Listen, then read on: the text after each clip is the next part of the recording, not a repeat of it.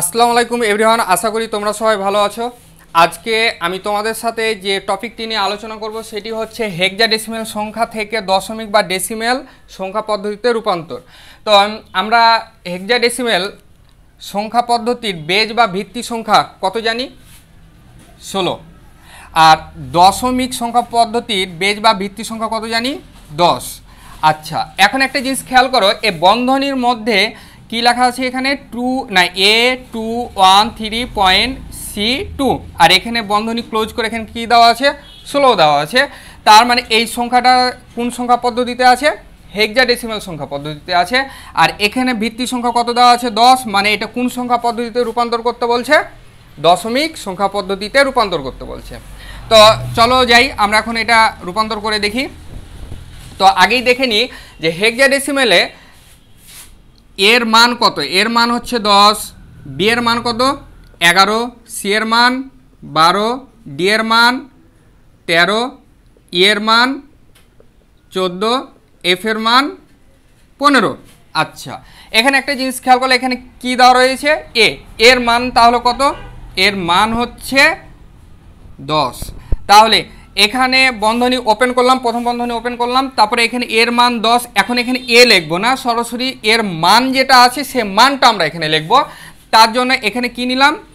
10 নিলাম, গুণিত এই সংখ্যাটা কিসে আছে? হেক্সাডেসিমেলের ভিত্তি সংখ্যা কত? 16। তার জন্য আমরা কত লিখলাম? 16 লিখলাম। এখন একটা জিনিস খেয়াল করো, এর মান এখানে নেওয়ার পরে দশমিকের আগে এখানে কয়টা সংখ্যা অবশিষ্ট থাকলো? 3টা সংখ্যা অবশিষ্ট থাকলো। তার জন্য পাওয়ার দিলাম কত? 3, বন্ধনী ক্লোজ দিলাম, যোগ দিলাম, এখানে কত লেখা আছে? আবার বন্ধনী ওপেন করলাম, এখানে তারপরে আছে 2, এই 2 এখানে নিলাম, গুণিত 16। এখন 2 নেওয়ার পরে দশমিক আগে এখানে কয়টি সংখ্যা অবশিষ্ট? 2টি সংখ্যা অবশিষ্ট। এই জন্য পাওয়ার দিলাম কত? 2, যোগ তারপরে আছে কত? 1 গুণিত 16। এই 1 সংখ্যা এই জায়গাতে নেওয়ার পরে দশমিকের আগে এখানে কয়টি সংখ্যা অবশিষ্ট থাকলো? একটি সংখ্যা অবশিষ্ট থাকলো। তার জন্য পাওয়ার দিলাম কত? 1, যোগ তারপরে কত আছে? 3 গুণিত 16। এই 3 সংখ্যাটা এই জায়গাতে নেওয়ার পরে দশমিকের আগে এখানে কি কোনো আর সংখ্যা অবশিষ্ট আছে? কোনো সংখ্যা অবশিষ্ট নাই। তার জন্য পাওয়ার হবে কত? 0। তারপরে আমার এই সাইডে জায়গা নেই, তার জন্য আমি এখানে লিখছি, যোগ দিলাম। এখানে দশমিকের পরে কত দেওয়া আছে? সি। আচ্ছা, হেক্সাডেসিমেলে সি এর মান কত? 12। তার মানে কি এই সি এর মান হচ্ছে 12। এই 12 আমরা এখানে লিখলাম, গুণিত কত? 16। আচ্ছা, এখানে একটা জিনিস খেয়াল করো, দশমিকের পরে আমরা সি এক ঘর গেলাম, মানে এক স্টেপ পার করলাম, তার জন্যে পাওয়ার হলো কত? -1। একটা জিনিস মনে রাখবা, দশমিকের পরে পাওয়ারগুলা মাইনাস আকারে বৃদ্ধি পেতে থাকে, -1, -2, -3 এইভাবে বৃদ্ধি পেতে থাকবে। সেক্ষেত্রে সি এর মান 12 এখানে লেখার পরে সি 1 নম্বর ঘরে, মানে দশমিকের পরে এক স্টেপ গেল, তার জন্যে -1 হয়েছে, যোগ তারপরে কি দেওয়া রয়েছে? 2 গুণিত 16। তাহলে 2 কত নাম্বার ঘরে রয়েছে দশমিকের পরে? 2 নাম্বার ঘরে। এই জন্য কি দিলাম? -2। যদি এরপরে অন্য কোনো সংখ্যা থাকতো তাহলে -3, -4 এই আকারে বৃদ্ধি পেতে থাকবে। তো সেক্ষেত্রে আমরা এখন ক্যালকুলেটারে যদি আমরা ক্যালকুলেশন করি তাহলে কত আসবে দেখি। এইটুক যদি আমরা ক্যালকুলেশন করি কত আসবে? 10 গুণিত 16 পাওয়ার 3 কত আসলো? 40960।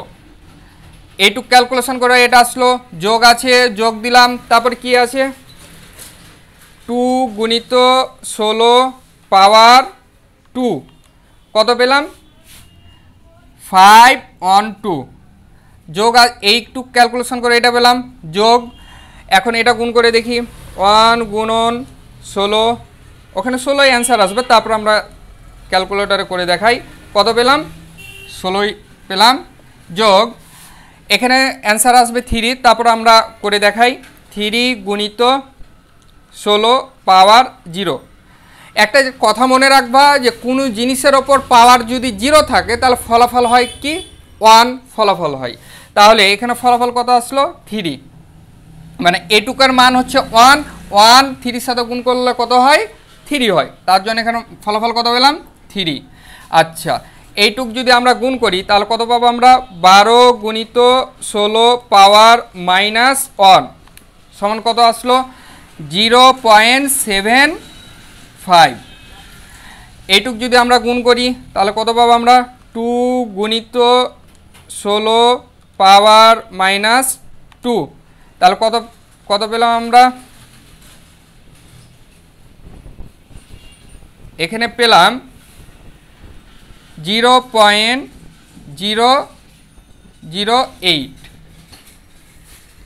এখন এই মানটা আমাদেরকে কি করতে হবে যোগ করতে হবে।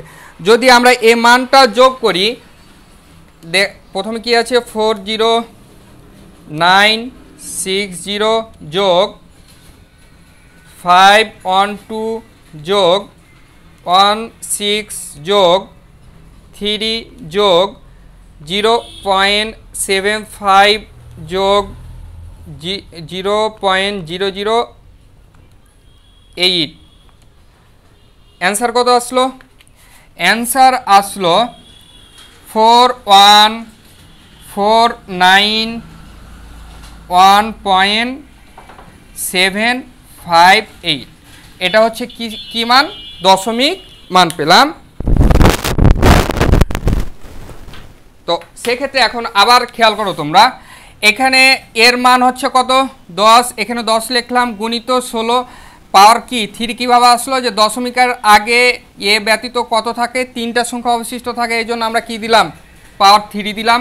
তারপরে 2 এখানে নেওয়ার পরে 2 2 নাম্বার ঘরে আছে এবং কি পাওয়ার এবং 2 নেওয়ার পরে এখানে সংখ্যা কয়টি অবশিষ্ট থাকলো 2টি, এই জন্য পাওয়ার দিলাম 2। আর 1 গুণিত 16, তাহলে দশমিক আগে কয়টা সংখ্যা অবশিষ্ট থাকলো একটা সংখ্যা, এই জন্য পাওয়ার 1 দিলাম। তারপরে সি এর মান কত এই তাও 1 হয়েছে। তারপরে 3 এখানে নিলাম, নেওয়ার পরে 3 নেওয়ার পরে এখানে দশমিকের আগে আর কোনো সংখ্যা নেই, তার জন্য পাওয়ার দিলাম 0। সি এর মান কত সি এর মান হচ্ছে 12 নিলাম গুণিত 16, সি কত নম্বর ঘরে দশমিকের পরে 1 নম্বর ঘরে, এই জন্য কি -1। তারপরে 2 গুণিত 16, আচ্ছা কত হলো -2। এক কথায় দশমিকের পরে পাওয়ারগুলো -1 -2 -3 এই আকারে বৃদ্ধি পেতে থাকবে। আমরা এইটুক ক্যালকুলেশন করে কি মান পেলাম এটা পেলাম, এইটুক ক্যালকুলেশন করে এটা পেলাম, এই বন্ধনী ক্যালকুলেশন করে এটা পেলাম, এই বন্ধনী ক্যালকুলেশন করে এটা পেলাম, এই বন্ধনী ক্যালকুলেশন করে এটা পেলাম, আর এই বন্ধনী ক্যালকুলেশন করে কি পেলাম এটা পেলাম। এখন আমরা এই পুরো সংখ্যাগুলো আমরা যদি যোগ করি তাহলে ফলাফল পাবো এটা। তো আশা করি তোমরা সবাই বুঝতে পেরেছো। যদি তোমাদের কোনো সমস্যা থাকে তাহলে কমেন্ট সেকশনে কমেন্ট করো এবং আমাকে হোয়াটসঅ্যাপে অথবা ইনবক্সে SMS করতে পারো।